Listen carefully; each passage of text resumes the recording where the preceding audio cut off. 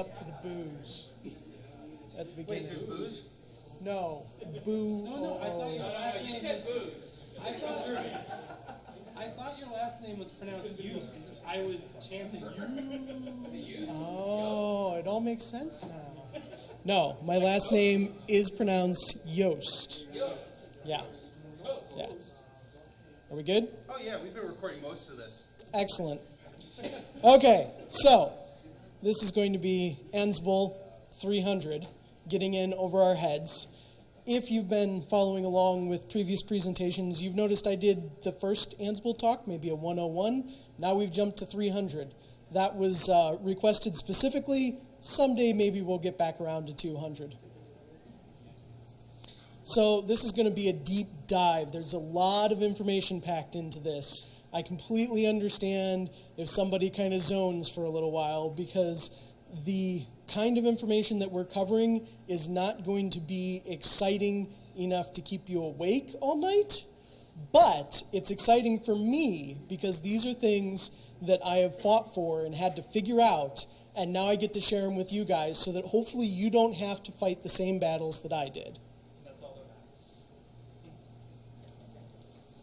all This is my bio. Basically, I have a varied background of all kinds of technology stuff. If you're interested in any of the stuff in my background, feel free to talk to me about it. But fair warning, you're going to get pretty in-depth with that stuff too. If you need to contact me, that is my Twitter handle and my GitHub username. You'll notice that the link at the very bottom goes to this talk. Like the previous talks, and like a talk that I might give in the future, the second Ansible, you can find these at GitHub, full text, searchable. You can download them, modify them. If you're a developer and you want to add something, then you can do a pull request. I'll be more than happy to accept those. If you're not a developer and you want to add something, feel free to message me on Twitter or ask me for my email, and we can keep compiling this list of amazing Ansible hacks and interesting pieces that have made my life easier and hopefully will make it easier for you guys. Full disclosure, this talk is full of examples. I didn't make them all up. I kind of got them from the web by looking, but in the interest of saving time, now you can just get them from one spot and look at the talk on GitHub. And here we go. This is going to be a fun one.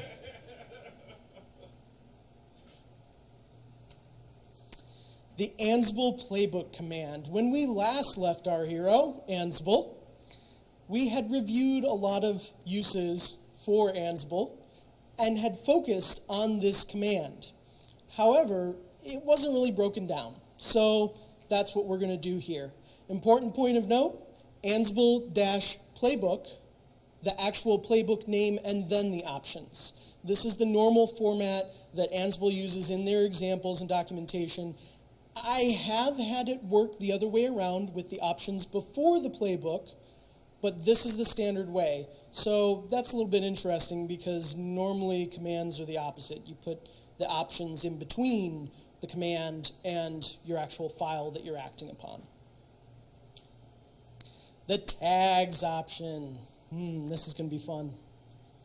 These are for running through a specific part of your playbook rather than the whole thing.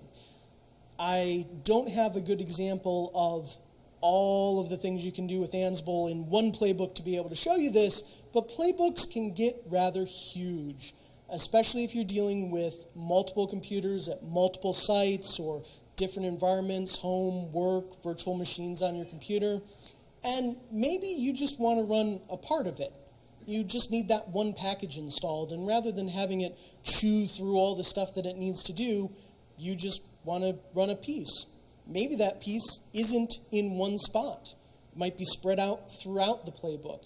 You can tag your tasks and your plays with the tags attribute, and it then select those to only be run. And so maybe you've got things that rely on the web, and your current use case for Ansible doesn't have internet access. You've got some servers, blocked off from the internet with good reason, and you need to run all of the tasks that do or do not have HTTP access. For overriding tag selection, you can just say always.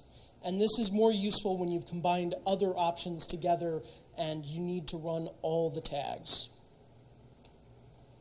For selecting via kind of a meta construct, you can do tagged items, untagged items, or all items.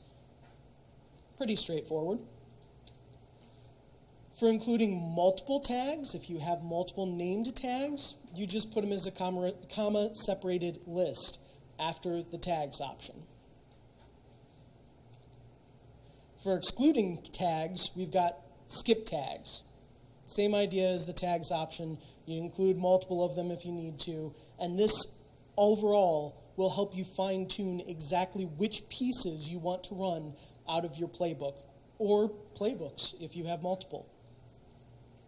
Now we can get into the list options. Same format here. We're going to break them down one by one, going through with examples beneath them.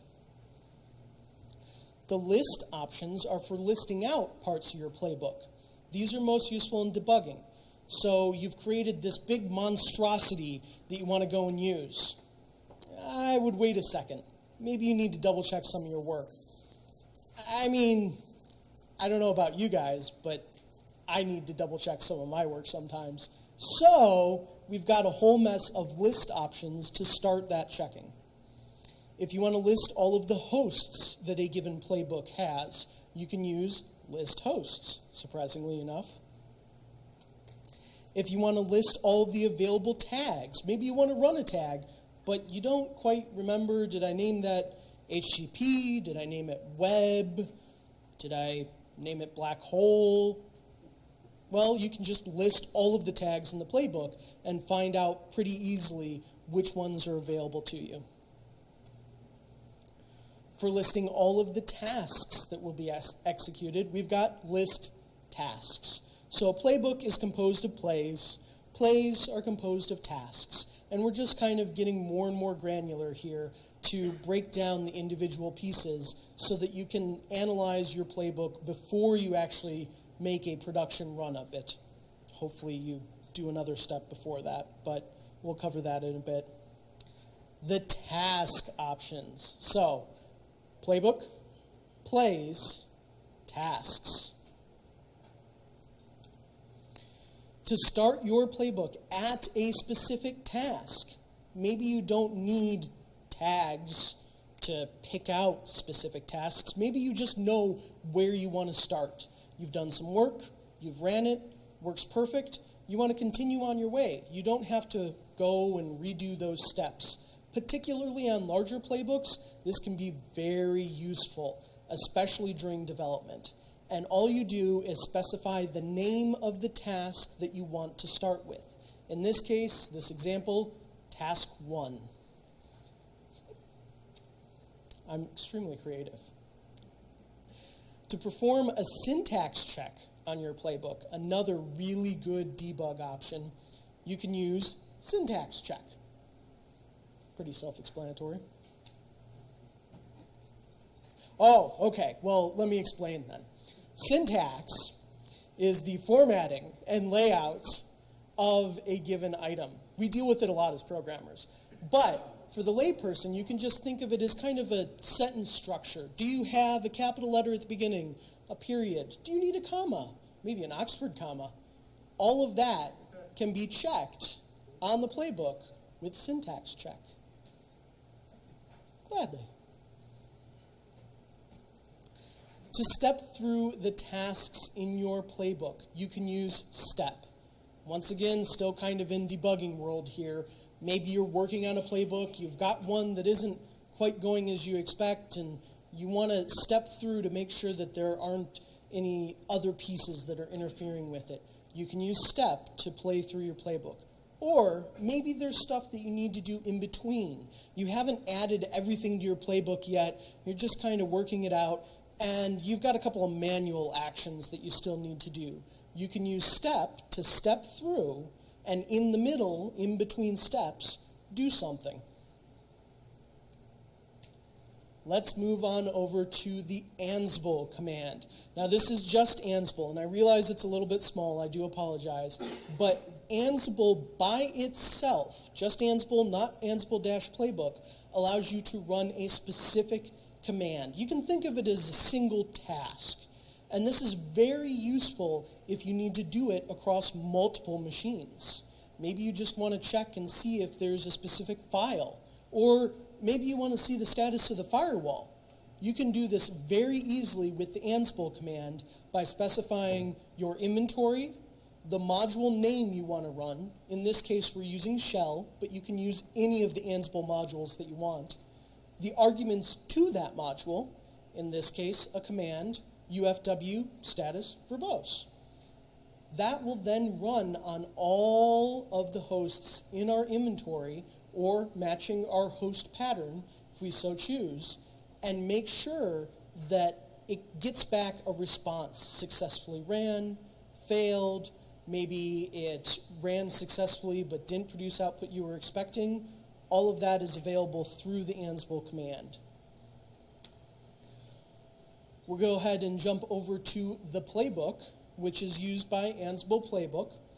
And one of the things that you can do with the playbook is include tasks from another file.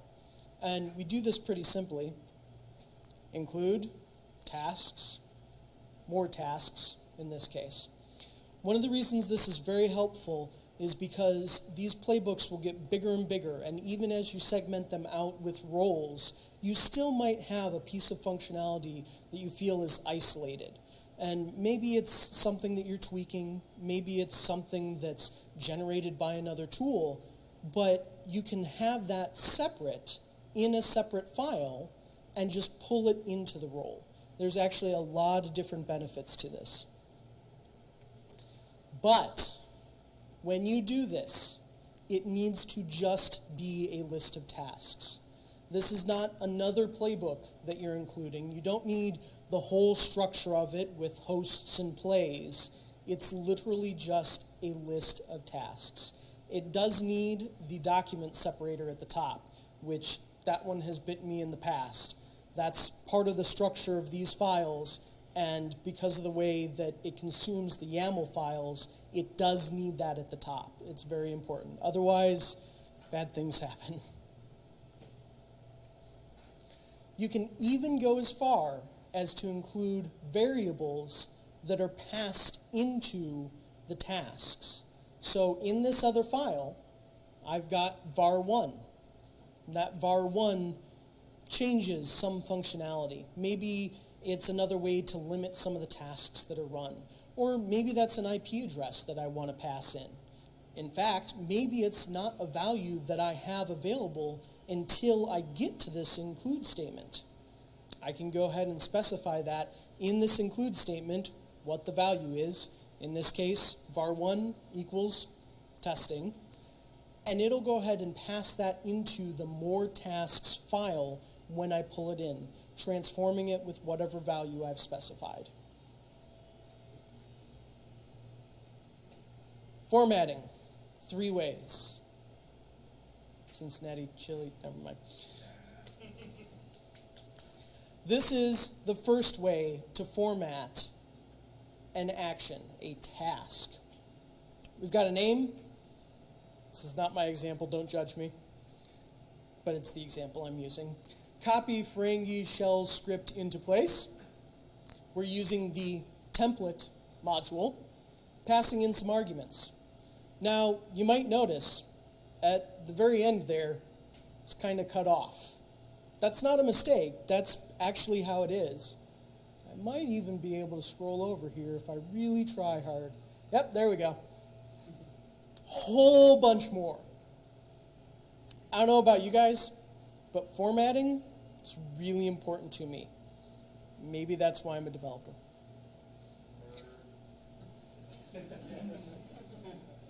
Did you see the hat? Just saying. So, what can we do about this? I mean, this will work for small things, right? If I've only got a couple of things to pass in, it's not a big deal, but this is a mess.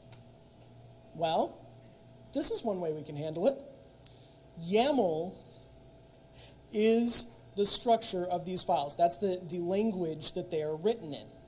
And one of the conventions of YAML is being able to break these out into separate values. So instead of having a long line with source equals, dest equals, owner equals, group equals, and mode equals, we can actually nest those underneath. YAML is white space sensitive, so you'll notice that there is indentation between these. And this looks a lot better, at least from my perspective. But now I got to remember to switch my equal signs to colons, and knowing me, I'd probably put a couple extra spaces in there so that this all lines up evenly. And I mean, really, could be different. Is it just like Python being tab that acts differently than like free spaces, white spacing?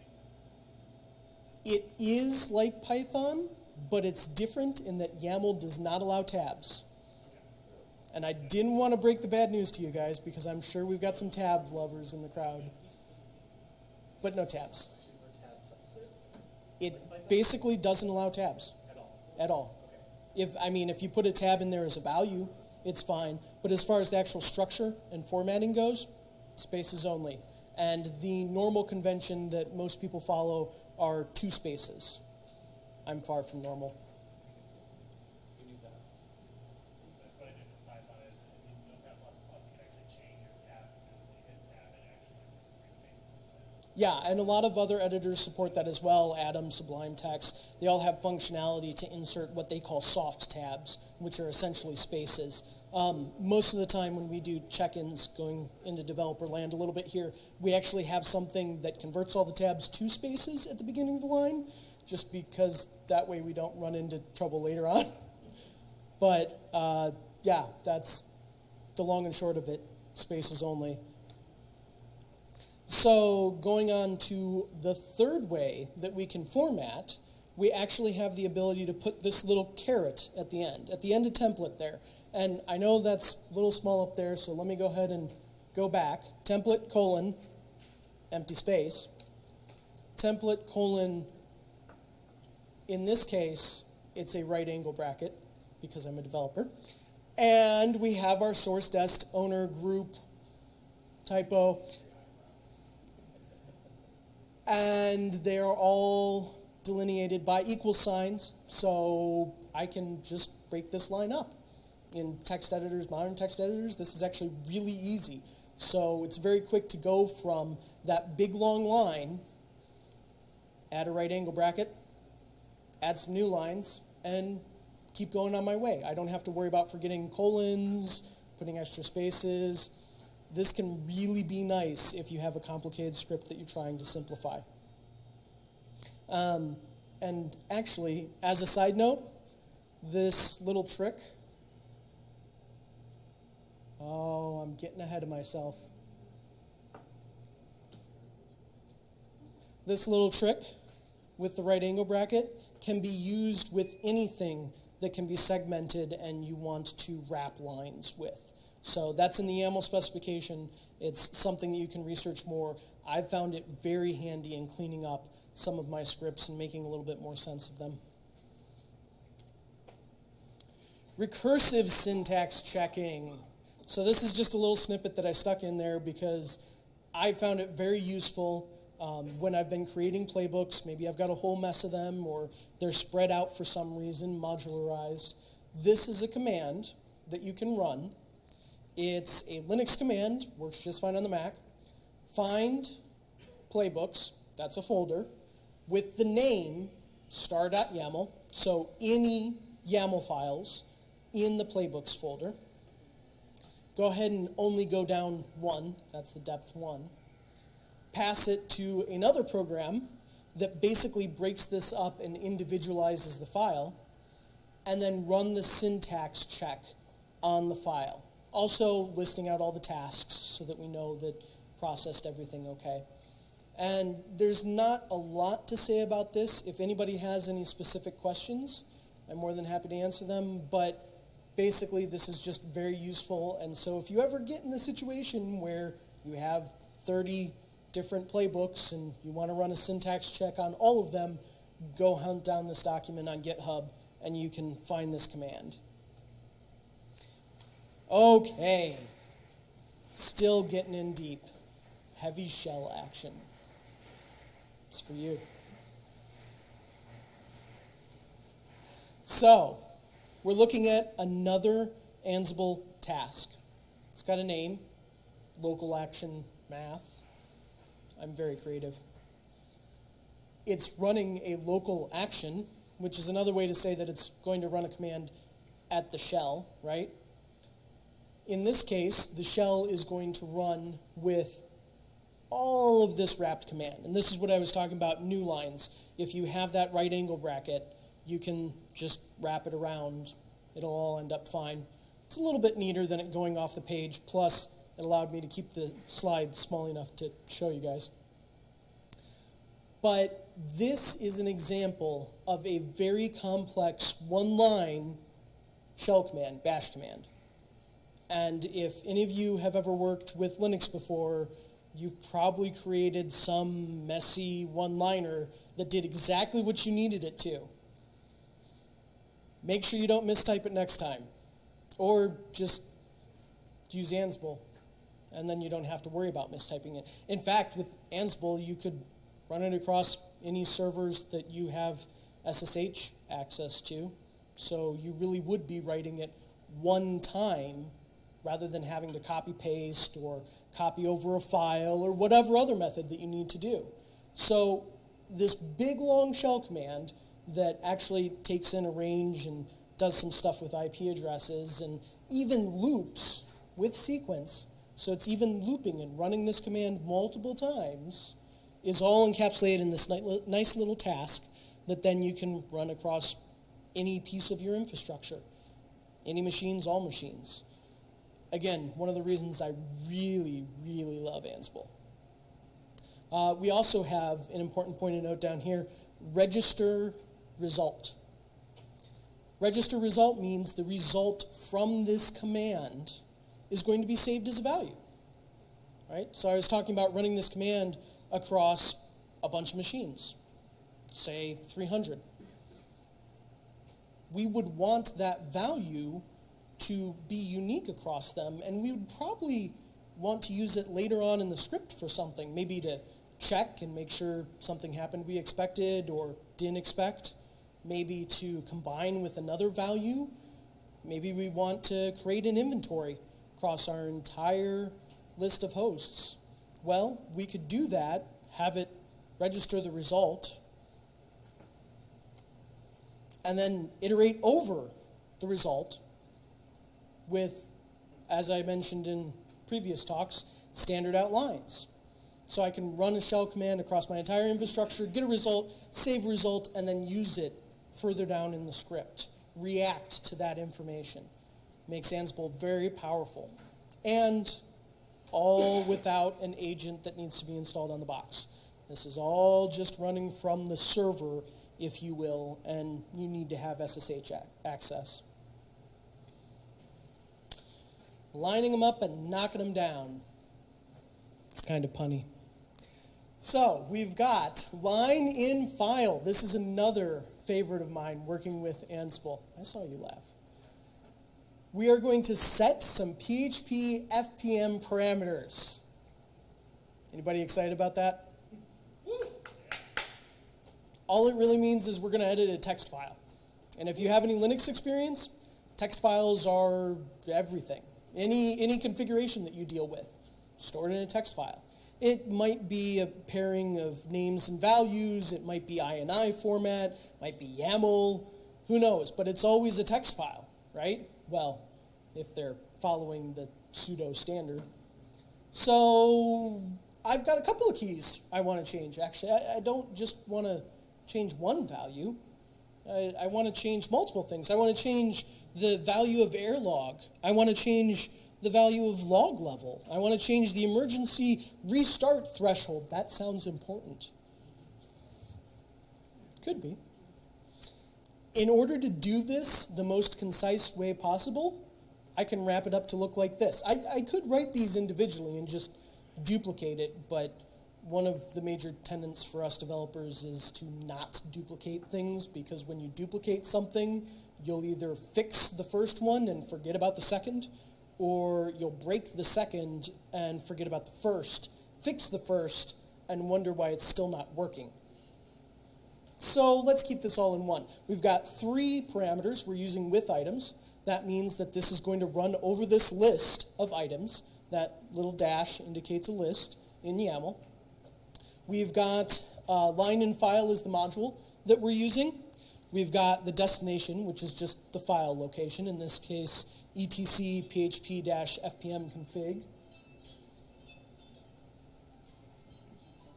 We've got insert after and a regular expression. And basically, we're going to dynamically compile these regular expressions.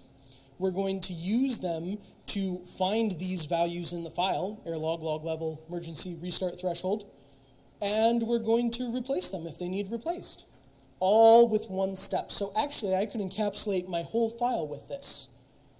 Taking it a step further, because I could pass these values in from anywhere, I could save my configuration file alterations out just as these pairings. The parameter, the value. Parameter, the value. You could save that out to a file, pull it in when this runs, and that means that I don't have to have a whole copy of the configuration file I want to replace. Just have the changes I want to make, easier to maintain, and if I want to add anything, it's just going to add to the end of the list. Keep running. I think that's all the pieces of this. I know this was a pretty in-depth one. Everybody still okay? No questions? Question? Okay, you were talking about tag option. Mm-hmm. If you wanted to, say, run 2 tag options, Mm-hmm. would it be tag, options for tags, tag, or would it be tag, space, second tag? I'm not following. Do you know what piece that lines up with? Yeah, so if you're writing out your command, right? Mm-hmm. Tag. Mm-hmm. Are you then putting another, if you want to call a second tag? No, it's just a comma-separated list in double quotes. And that way you don't have to specify those over and over again, which is also interesting and a little bit different than other programs have done, where you can specify it multiple times. Gotcha. Feel free to jump in with questions at any point during this. Don't worry about holding them. Now let's address another topic. We've talked about the commands. We've talked about playbooks, tasks. Now we're going to talk about your inventory. Your inventory is just your list of hosts. Pretty straightforward. Covered that a little bit in the first talk. But maybe you don't have a static list of hosts, right? Maybe your host list is changing from time to time. Maybe your hosts aren't even local. They might be from cloud providers, or they might be virtualized, or you might just want to have a little bit easier life and not have to change the file every time that you update one of them. In that case, dynamic inventory is your friend. Dynamic inventory allows you to pass a script into Ansible's commands, Ansible and Ansible-playbook, which it uses to obtain a JSON blob with the inventory. So we'll break this down a little bit because that's a lot of jargon in there. JSON is just a programmer thing. It's how we format things. It's kind of like YAML, except for a lot more curly braces. Somebody really liked to see. I don't know. And a blob just means a chunk of it. Script, well, that could be a bash script.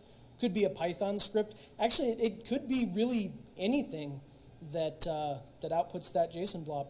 It could even be theoretically a web call. Just saying. And all that really matters is it passes back the JSON blob. There's a couple different ways to do this. We'll get into that in a moment. But if you're in luck and you use one of these, That's already provided as part of Ansible. So if you use Amazon EC2, it's a popular choice.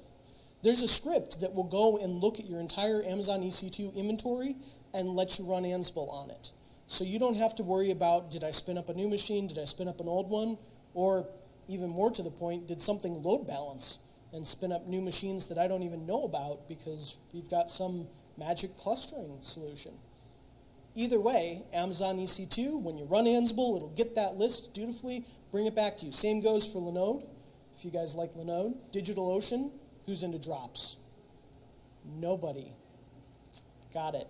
However, those are all options. Those are all dynamic inventory scripts that are provided. Now, there are some that aren't on here. People have kind of made them on the side so you can go searching, but these are the ones that are actually provided. And at the end there, you'll notice it's squished a little bit. This is actually Nova and Vagrant, so two separate ones. Yes? Are they addressing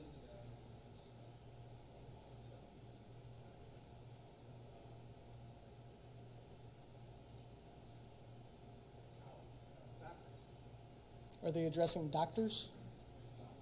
Oh, Docker. Because Docker is not a machine manager, it's individual containers, that doesn't feed into this. You can run Ansible scripts that either set up or manipulate containers, if you so desire, but they're not going to be part of your inventory because they're not individual hosts, they're containers within the hosts. Does that answer your question? Excellent. So, in spite of all of that, say that you're a Microsoft shop, got Active Directory, got a whole list of your machines in there. Why not pull it from that? Well, if you've got developers on staff or you just decide you want to do it yourself, and it can be done in PowerShell, I'm not going to show you how, you need to make, maybe next time, you need to make it output a list like this. Fairly straightforward. This is that JSON stuff. It's got curly brackets because curly brackets. It's got our web servers. That's the group name, web servers. Host 2 example, host 3 example, just a list of them, nothing fancy. We've got another set here, databases, right? Another group. We've got the hosts in that group. In this case, we didn't just want to specify the host, but we had other information, trivial information in this example, but maybe you have configuration that's specific to databases. Could be. If that's the case, then you can set that value. This is all coming from a script, from a remote location. So you can make it as dynamic as you possibly want to. Like I said, Active Directory. Pull all of your machines out of Active Directory, set up the groups from Active Directory. Maybe you've got some variables stored in there, possibly in a description field. Really hope they aren't sensitive, but they could be there. And it'll pull that all out and make this nice JSON format, and you have yourself a dynamic inventory. It's actually more straightforward than it sounds. And since it's JSON, a lot of things have the ability to consume or output JSON, like PowerShell. Bash, not so much, but Python for sure. And Bash, there's some little tools that you can run and chain things to. Gets interesting. Let's move on over to modules. No worries, we're almost done. You don't store passwords in description fields? I don't store passwords in description fields. You can do it. They're laughing. I don't. Can't speak for anyone else. Right? It says it right on the little tag if you change the... Anyways. So, modules. We're going to actually skim over these. Got to admit, there's a gap in this presentation. There are so many modules, I couldn't pick my favorites. It's my personal failing. I couldn't pick my favorites. Did I misspell something? No. I was using there. Okay, Captain Literal. Okay, first one, we're going to go over the debug module. Kind of a theme of this talk, ways that you can debug your stuff, right? Well, the debug module just prints a value, basically. When you run your playbook, if you want to kind of check on how things are doing, or you need to see if a variable has the value you think, like inventory host name, debug. Short, sweet, straightforward. Accelerate. This is a fun one. Has to be carefully considered. Accelerate actually runs a process on the client side that speeds up the connection. This has benefits, but it does mean that something needs to be installed, possibly installed by Ansible, since you can bootstrap yourself into it. And Accelerate will make things go faster. Shock, I know. In this case, it makes the communication between the server and the client go much faster. SSH connections are wonderful for secure, for being secure, for taking the time to make yourself secure, for actually taking a lot of time. SSH sessions, I know this will shock you, but can take seconds to spin up, even if there's no latency in the connection, which is a good thing. We want to be secure. But it can have the drawback that when you're running an Ansible playbook and you're doing it across many different hosts, and every time that it needs to run a new piece, it spins up a new SSH connection, it drags things down. Things get slow. And if you're into the hundreds, tens of hundreds, tens of thousands of hosts, it can take a really long time. So the answer is to use the acceleration module. Now, the acceleration module isn't used as part of a task. The acceleration module is just added to a play that you want to accelerate. And actually, I really appreciate that.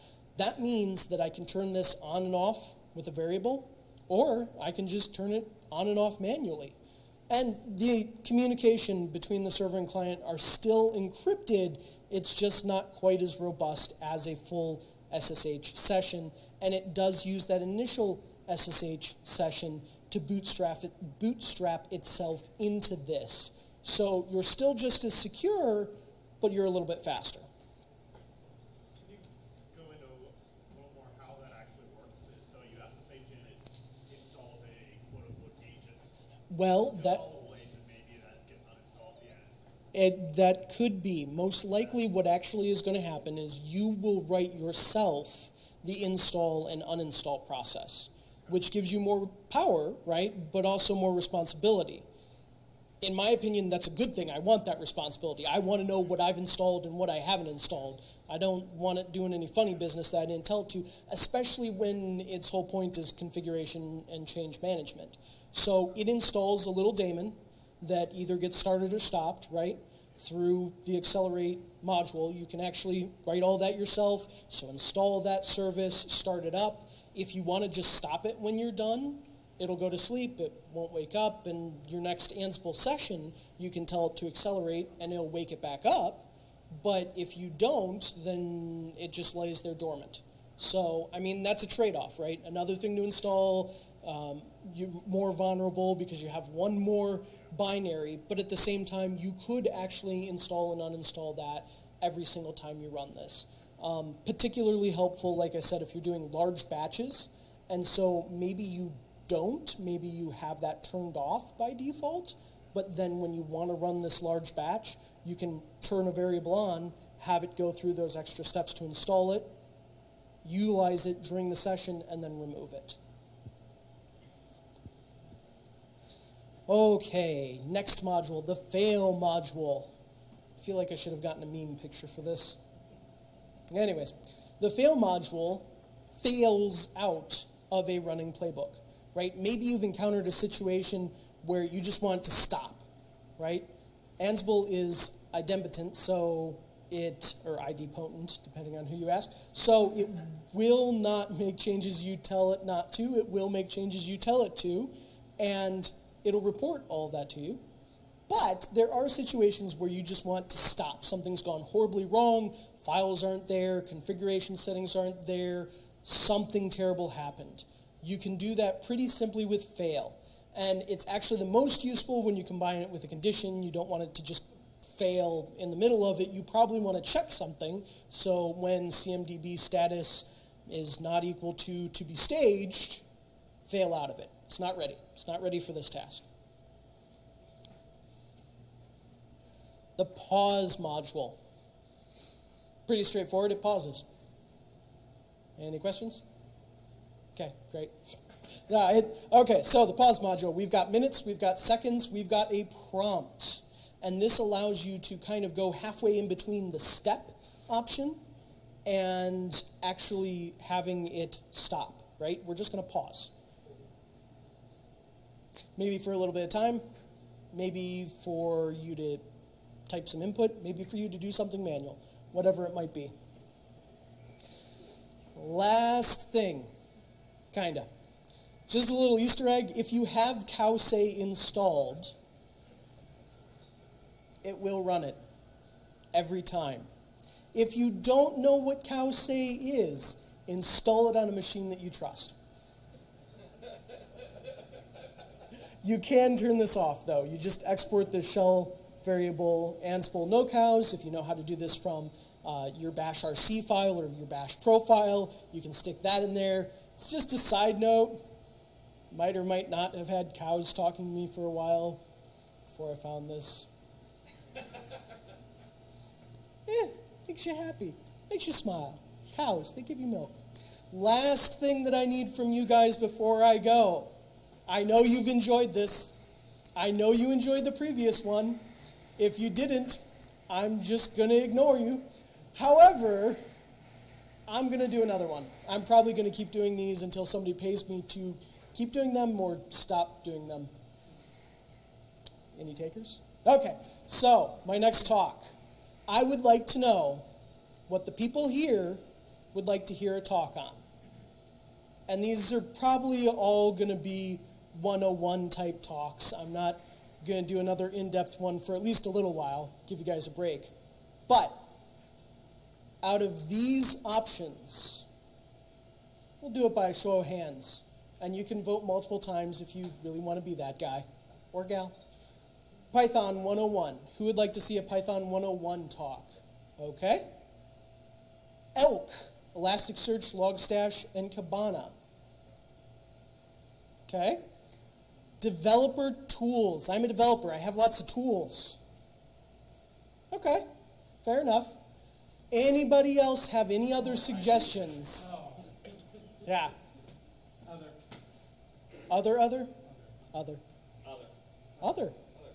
Any other ideas? No? Okay, well, it looks like the next one will be Python then. I have no idea when I'll be seeing you guys again. Mr. Herman Willing, I will get in contact when I have it written, and if you have any other questions, feel free to ask me after the talk. Contact me on Twitter, or go take a look at the GitHub, even if you're not a developer. It's just, there's a resource. Don't have to do any scary developer stuff. And I did credit all the locations that I got this crazy stuff from. Again, GitHub's the best place to get it. Any last questions?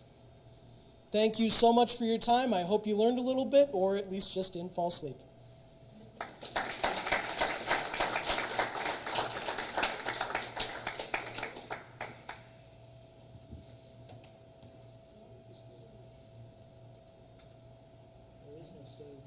There is no stage. There is no spoon.